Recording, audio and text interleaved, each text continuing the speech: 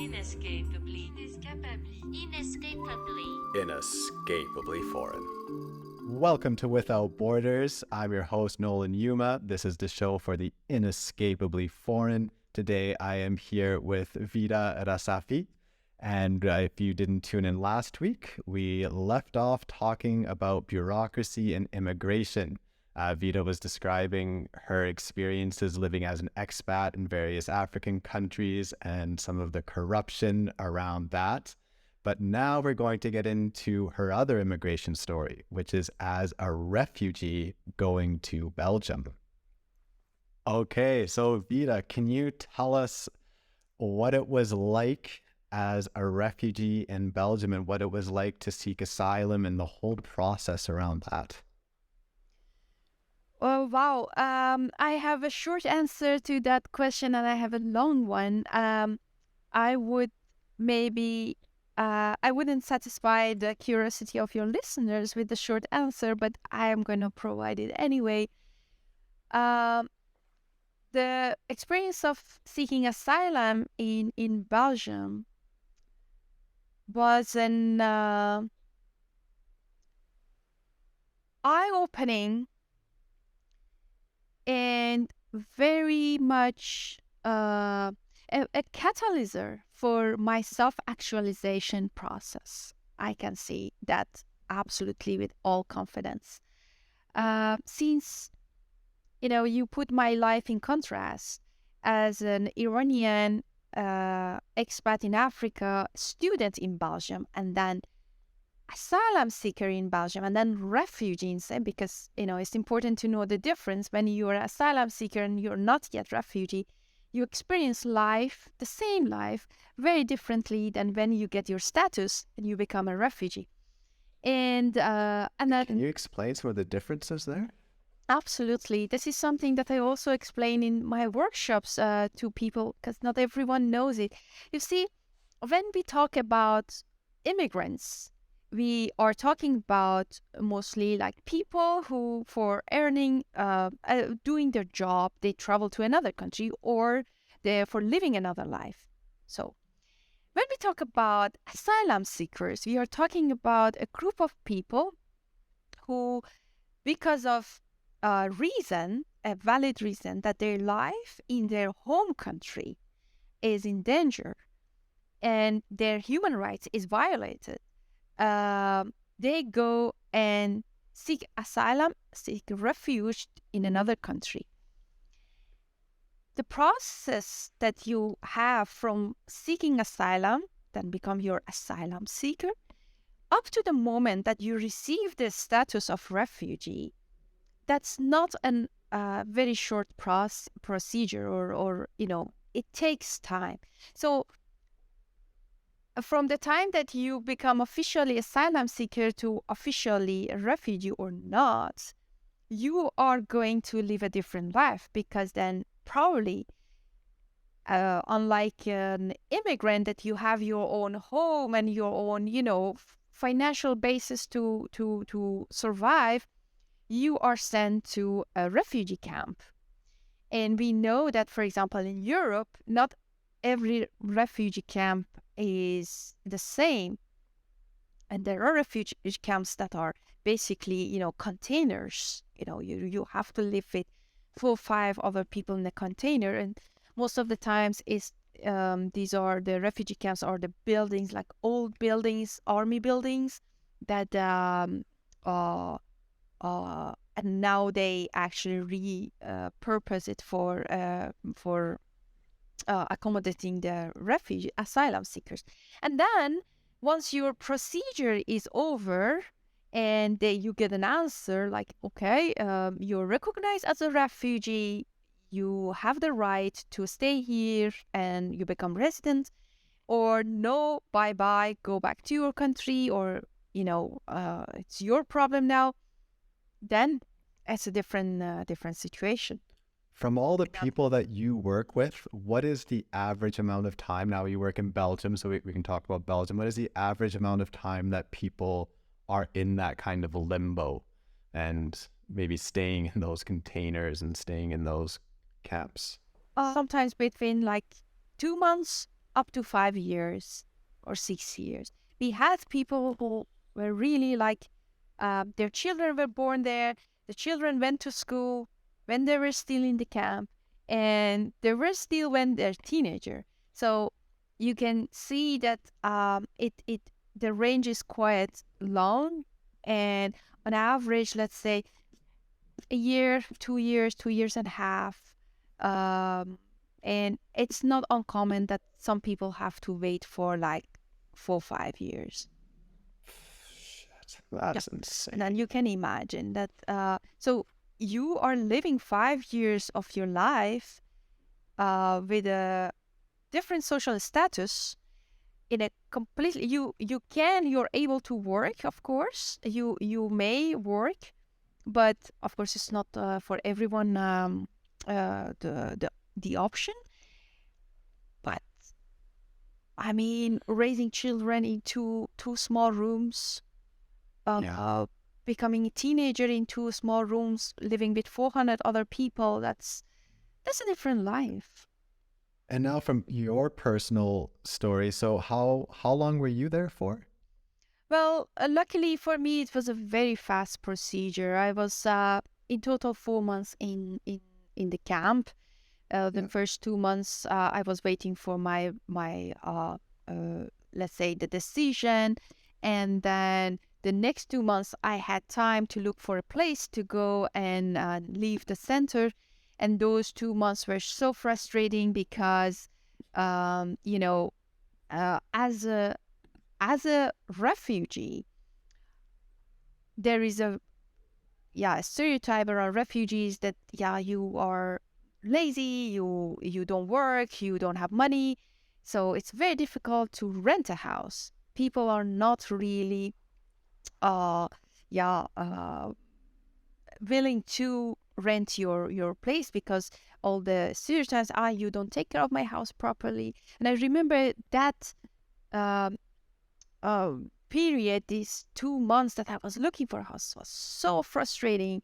I was so outraged because I knew that it was simply because they don't trust me enough. And I had this like um in a sense the like a question that, look, I'm the same person, maybe even the better person than last year that I was a student here, and I had no difficulty renting a place. And now with my It's crazy to me, these stereotypes and the rate. There's something what I'm trying to do with this show and my project in general is just trying to break all this because, well, you has one example already, right? Brilliant woman. You speak different languages, 3 degrees. I mean, I've had so many other people on the show where they show they're immigrants and they contribute so much to society.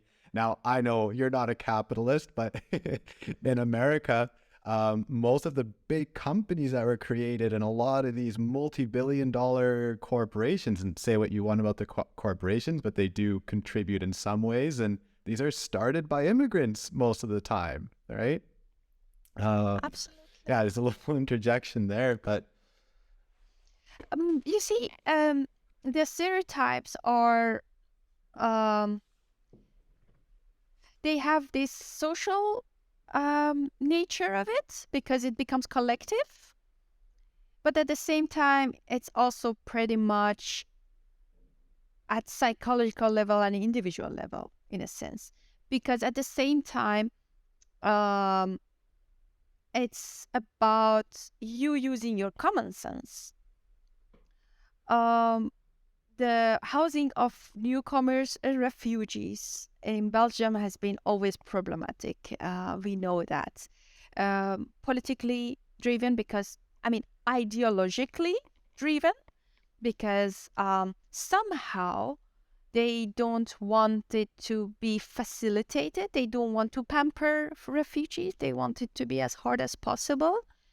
So the policymakers, they have this naive idea that if it's not easy, if we don't pamper them, they're not gonna keep coming.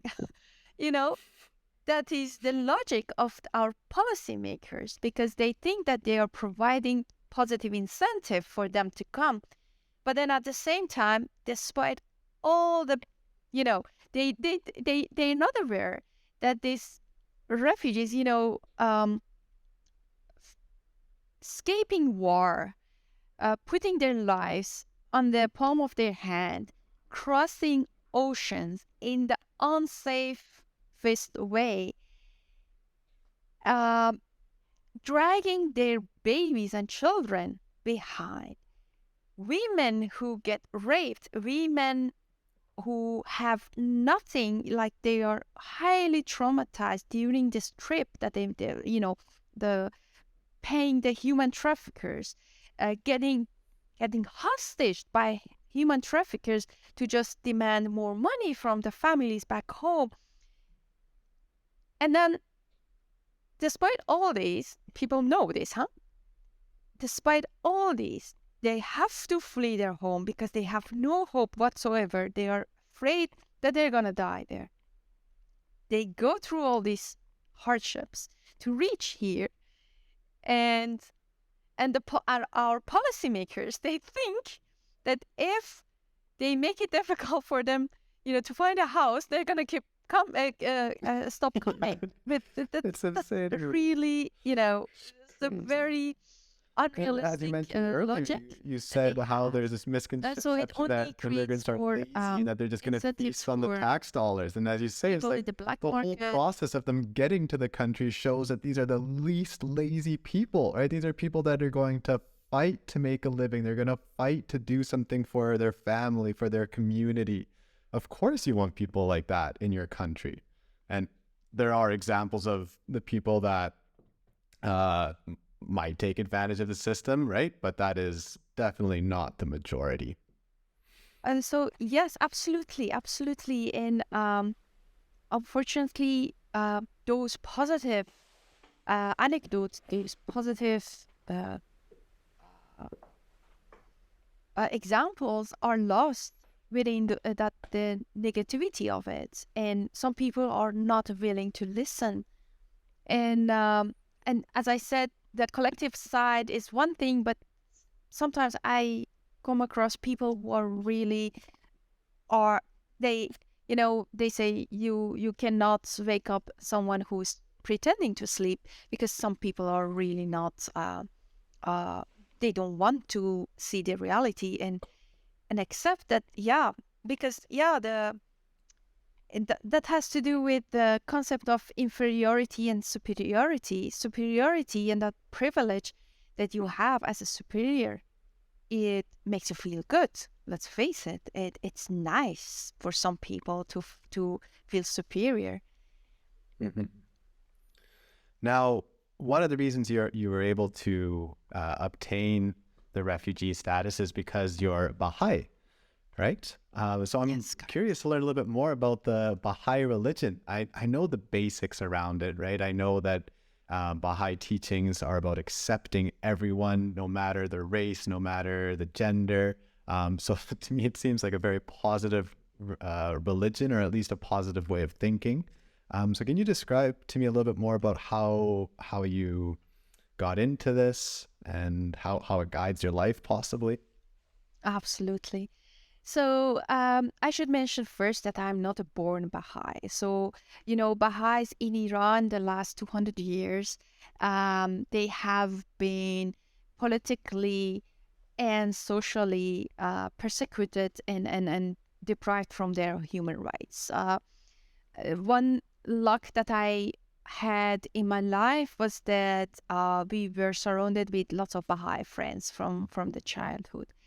And these friends, they were leading their lives despite the hardships, because they were not allowed to work. They were not allowed to study. They were from time to time put in jails and just without any reason. And their houses get raided, and so much discrimination against Baha'is. And also that was the political part from the government. And then you had this very like religious beliefs about Baha'i faith that that we marry our children, and sorry, have sex with our children, or we drink blood when we get together, like this how to say populist like beliefs I don't that they know. were. It's just bullshit. Just Yes, careful. yes, well, yes, indeed. Well, I but I should not be politically correct in this case. Indeed, like very stupid ideas that they were. Oh, that's the thing. These are not stupid. That is how they make sense of their, world. So in a sense, it's not stupid. It's just how they think, and these were fed mostly by this Muslim clerics, that was also politically driven. Anyway, so they were discriminated not even only by government but also by their neighbor, for example, and just growing up in that environment, and getting exposed to those teachings, and also the core message of Baha'i faith is unity in diversity. And if you think about it, you will realize that this is the challenge of our era, that we are so diverse, that we we have so much different identities, and we are in conflict with each other because we cannot accept that someone has a different opinion from me, someone looks differently from me, someone smells differently from me. And in this really fragmented society, what we need is to respect each other. Despite we don't have to become similar to be able to live in peace. We can, and that's the core message of Baha'u'llah and Abdul Baha, that I don't want everyone to become Baha'i. I don't want everyone to become Muslim. Let's just respect the human dignity, and and that is for me something that it is just not only a faith, is principle. It becomes something to to live up to. And yes, so I became Baha'i by choice, and most of the people that I still cherish their presence in my life, they are Baha'is, and sometimes closer than family, because of those those values, that they live their values, and that's very valuable for me. Now, I think you might have a unique perspective on this because you're Baha'i, but you grew up in a culture that is primarily Muslim, right? And one thing that I find very positive about Muslim countries is the fact that suicide is virtually absent in countries like Egypt and some other Muslim countries, which I find fascinating. I think, what's the stat? It's like people in Lithuania were several hundred times more likely to commit suicide than people in Egypt. And obviously that is a positive outcome from the Muslim teachings, right? And I was wondering if you, from your perspective of having grown up in a culture that is primarily Muslim, is there a way for more secular societies to adapt this type of thinking to limit the pandemic of suicide without being Muslim? You see, suicide, sociologically speaking, it has to do with many factors. Psychological factors aside, I'm purely talking about, because now you said Muslim. Well, religion provides you with some sort of codes of behavior, what is wrong and what is right. So that can have an effect, that if I really believe that God has forbidden me to commit suicide and take my life, then, and if that is so strong for me, then yeah, I wouldn't do it. You will be surprised to know that well, don't expect me the statistics, but in Iran, recently the rate of suicide and collective suicides, like in a sense that a family, they just kill the whole, I mean, they commit suicide collectively, like not one person, due to the fact that the poverty has risen up so much. So out of desperation and no hope, they just take their lives.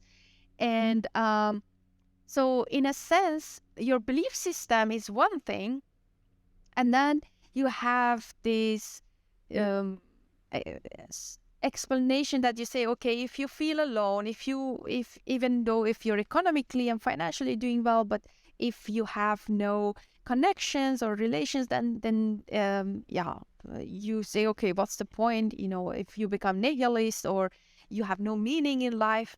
So there are certain factors, but I can imagine comparing Egypt and Iran. Iran, even though it has been ruled by Muslims, and it has been always historically religious country since centuries ago. But that belief system, that strong belief system about the Islamic belief system is not that strong in people.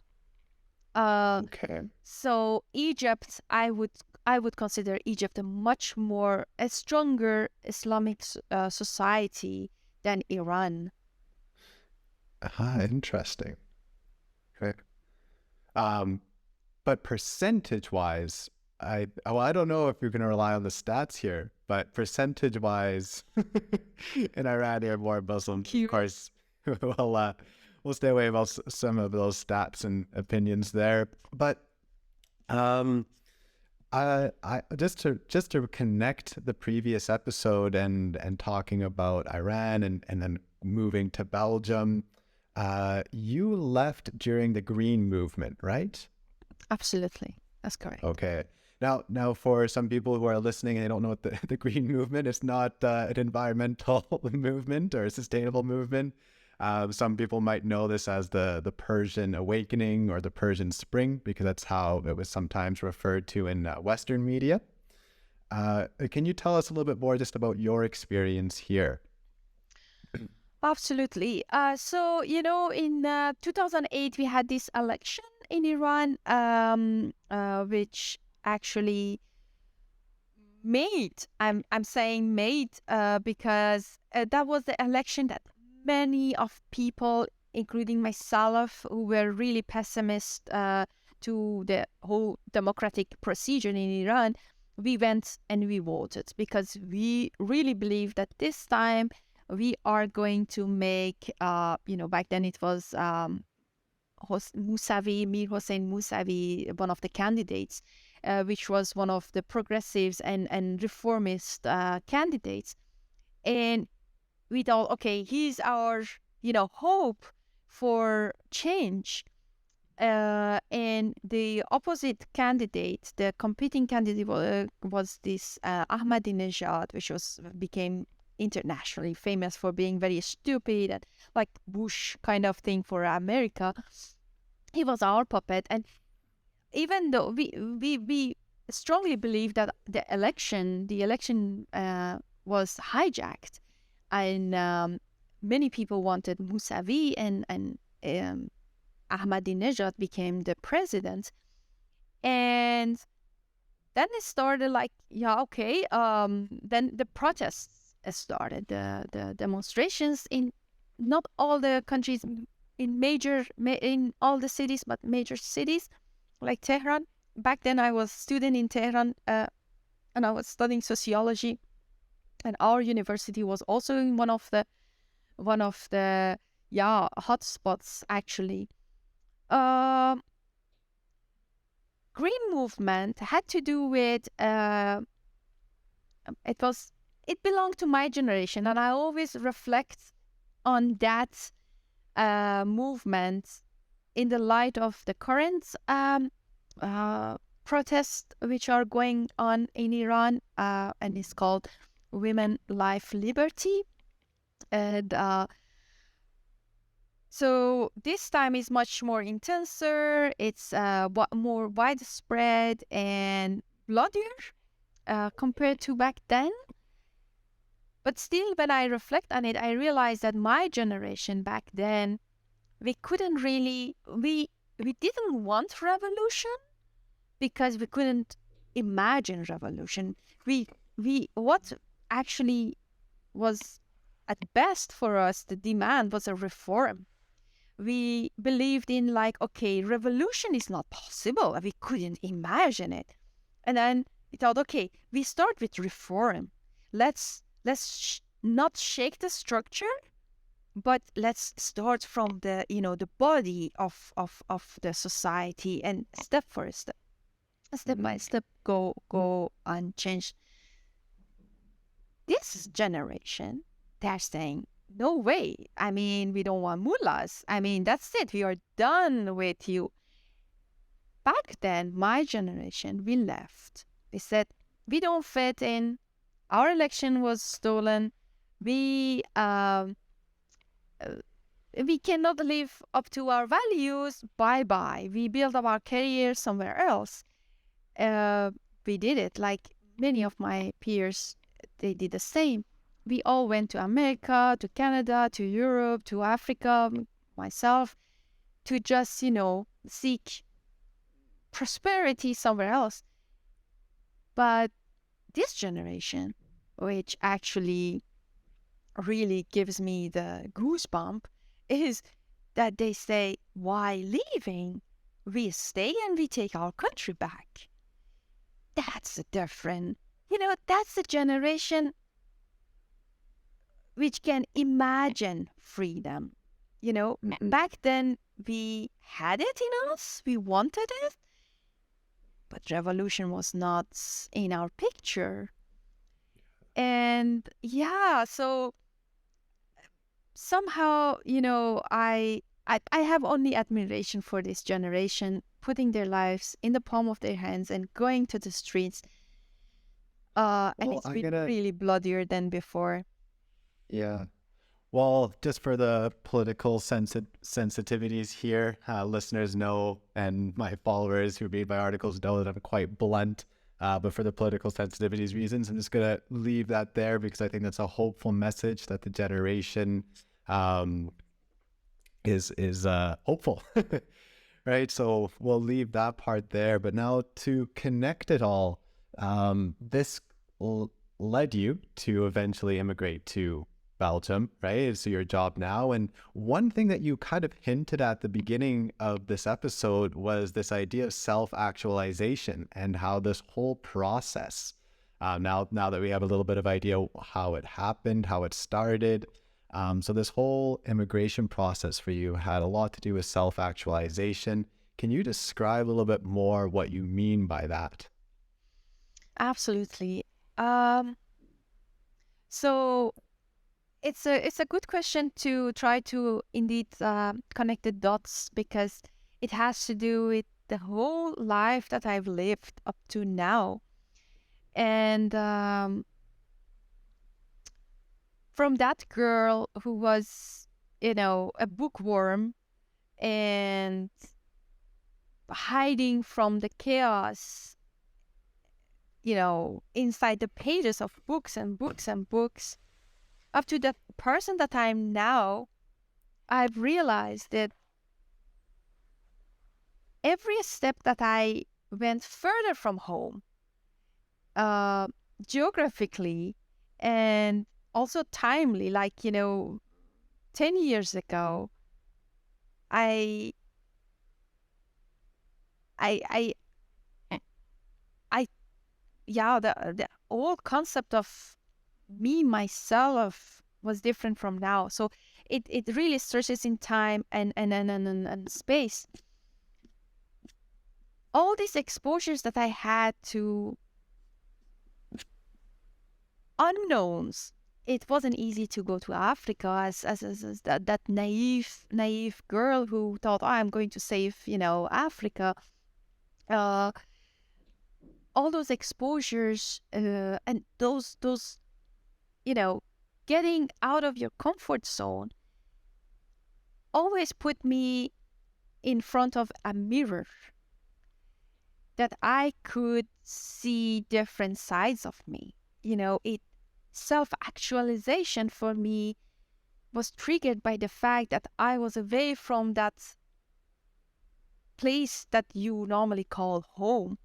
It normally people think that okay, home has a positive connotations. It's not the same for everyone, unfortunately. Not everyone has this. You think of home, you say, oh, yeah, warmth, love, play, fun, um, you know, this the comfort and not everyone has that experience from home. So that's ironic that the further that I got from that home, the more I could discover that to feel at home myself. It all starts from a geographical and a time period in your life, and then after sometimes it goes beyond that, and then you realize that uh, oh, I can feel at home despite being far from home, because then it becomes this inner feeling of you, this that you are comfortable with the unknown, that you are confident in exploiting the unknown and uncomfortable, because it's absolutely a psychological thing. It's a state of mind that you carry. And the more exposed you are to this uncomfortable things, to different things that you're not really at the first you're even have this bias towards this unknown. And then the more you realize it's a imagine you're a small balloon, and because of the exposure you get you know you get expanded, and somehow then you realize, oh, okay, uh I'm more comfortable with everything now. Definitely. So Now, yeah. when you're talking about the self-actualization, are you also referring to like Maslow's hierarchy of needs and also his definition of? Absolutely. You know why? Because for self-actualization, your basic needs to be met in any way. I mean, first thing is basic need to safety, in my opinion. You need And to feel safe. now that would you consider yourself self-actualized? Uh, yes. At the Yeah. moment, yes. Yes. So what I'm curious Very about that is much. because many people think that self-actualization is the top of Maslow's hierarchy of needs, but it isn't. Oh, No, it's tell me a about it. very common misconception. The top of the pyramid is actually self-transcendence. But the thing is that Maslow started thinking more about this and writing about this near the end of his life. So a lot of this wasn't published. Um, but a lot of the critique around self-actualization is that it's focused too much on the self, right?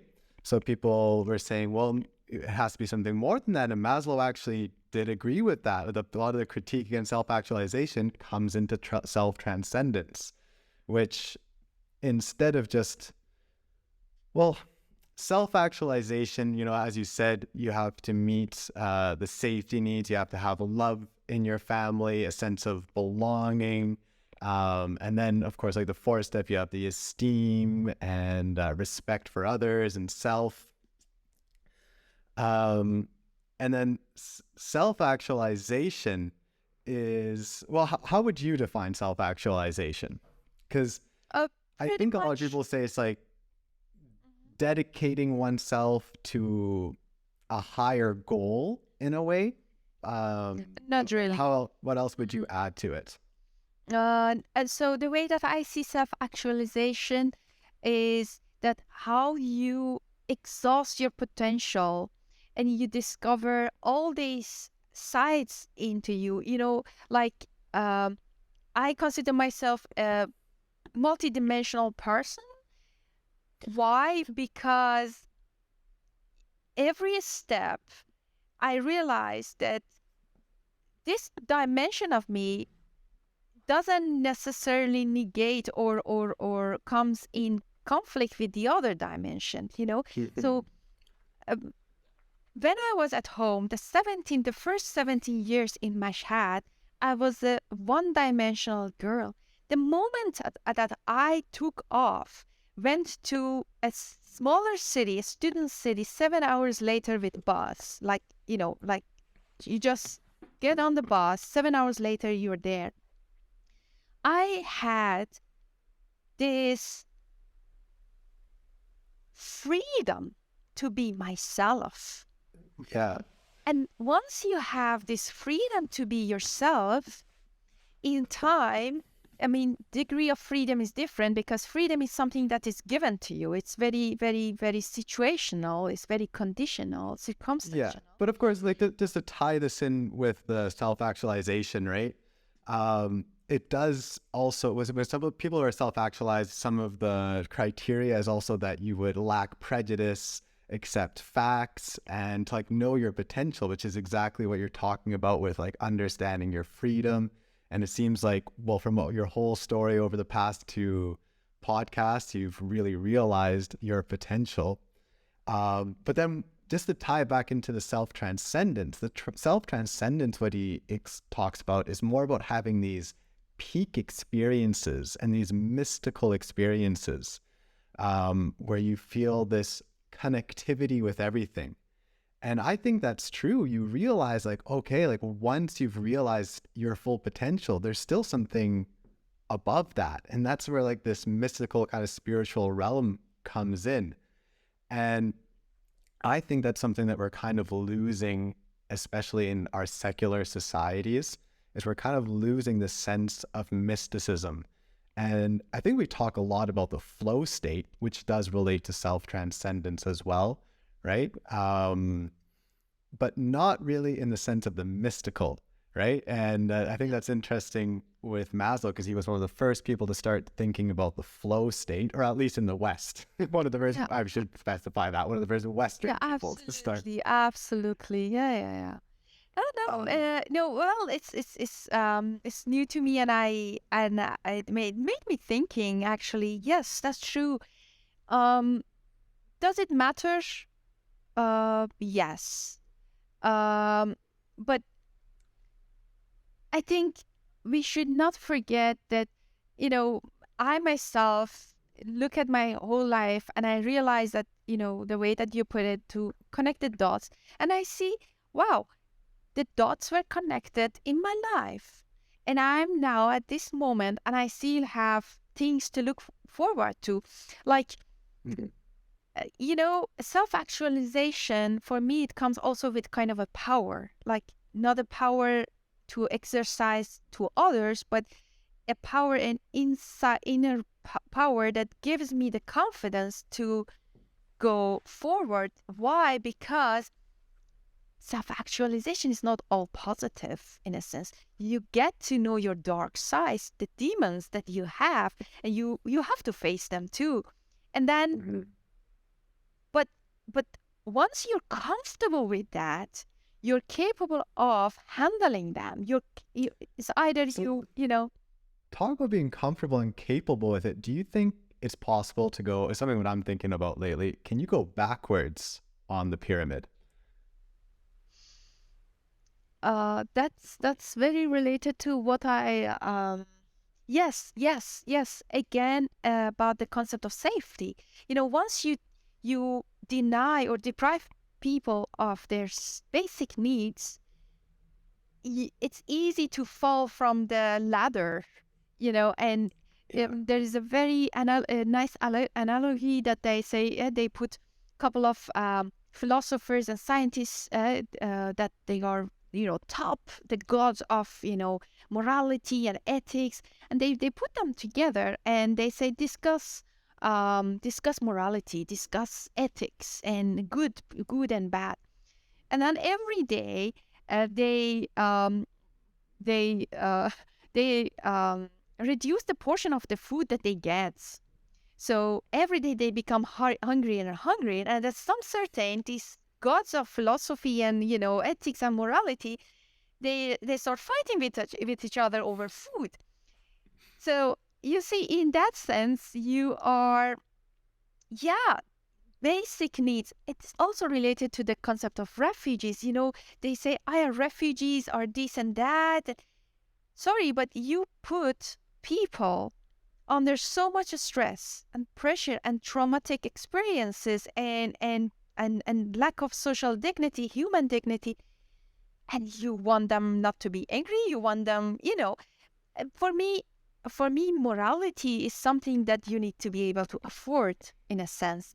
And it doesn't come unless your basic needs to safety, security, hunger, and these are What met. What about people who don't get those basic needs stripped away from them? Because of course, I understand that, let's say, a self-actualized person, right? Something happens in their homeland, their safety's stripped away, maybe they're taken away from their family, so their love needs aren't met. I'm so sorry, Nolan. I have to make a eye connection with my boy because he's back. Hi, Bobby. Sorry. Yeah, they couldn't stay outside longer. I'm sorry to disturb you. Okay, no problem. No problem. Well, we're coming up on an hour here anyways. But just to wrap it up, I did want to just ask your opinion about going backwards on the pyramid, but not when someone else takes away or some situation strips away safety and the basic needs. But sometimes I wonder if trying too hard to self-actualize, or not self-transcendence, but really to get this, to meet your full potential, that really putting this as like your primary objective, if that could in itself strip away love and the basic needs. Like sometimes I think about it in my own situation with this project. I really feel that with all my skills, everything that I've learned, that everything that I can do, my full potential is this project. Like I'm putting everything I have into this project.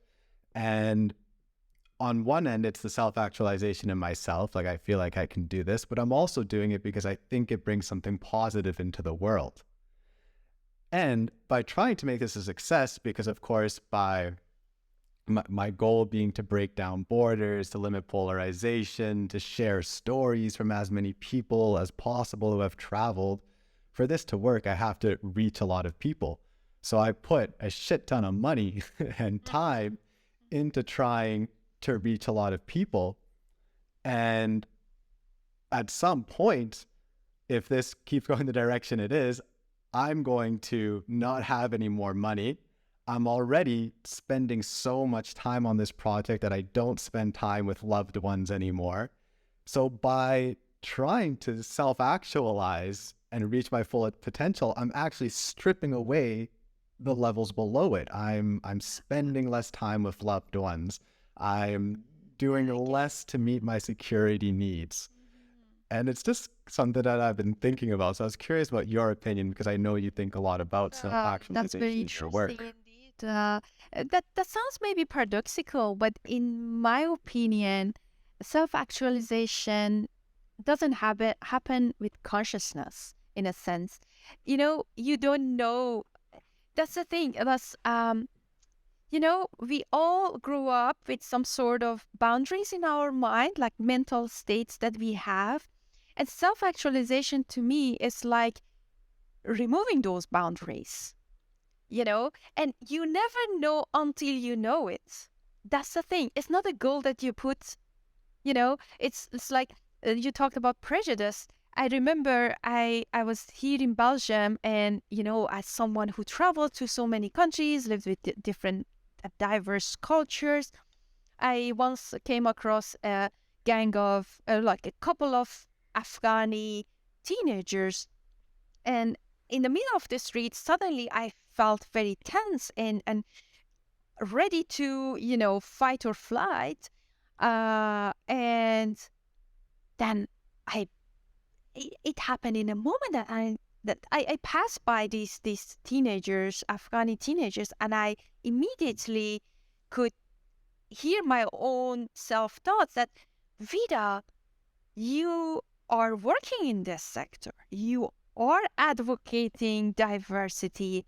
How come you are afraid of these Afghanis? Like I was putting up with these stereotypes around Afghanis.